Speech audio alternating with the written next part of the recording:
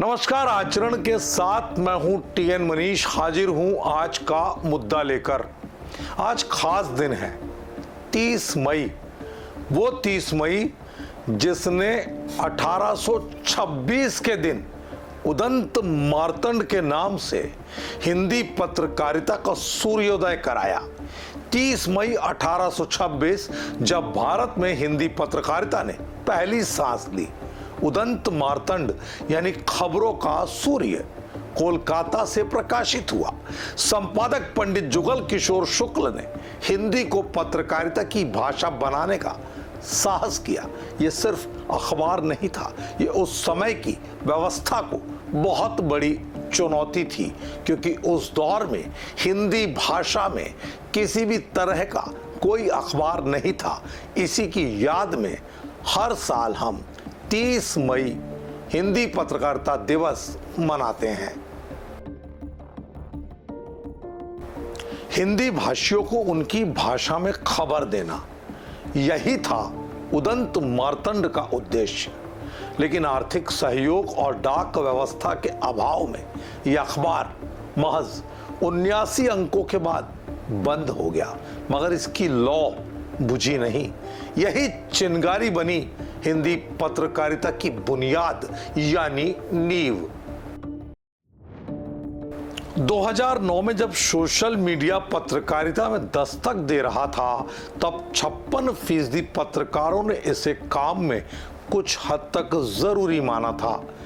आज 97% पत्रकार social media को रिपोर्टिंग, रिसर्च और स्टोरी प्रमोशन के लिए बड़ा आधार मानकर संदर्भ के तौर पर इस्तेमाल कर रहे हैं। पत्रकारिता अब सिर्फ अखबार या टीवी तक सीमित नहीं रही है। 2023 में अमेरिका में 21,000 मीडिया नौकरियां चली गई। 60% पत्रकारों की सबसे बड़ी चिंता नौकरी में असुरक्षा का भाव। 42% पत्रकार रिपोर्टिंग बनाम व्यावसायिक दबाव की दुधारू तलवार से जूझ रहे हैं।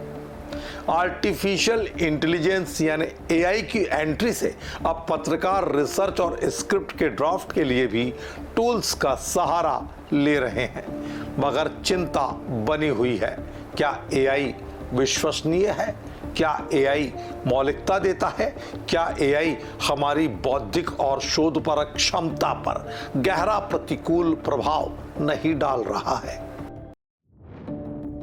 अब पत्रकार सिर्फ खबर लिखते नहीं, वो ये भी देखते हैं कि कितनी बार क्लिक हुई, कितने व्यूज मिले।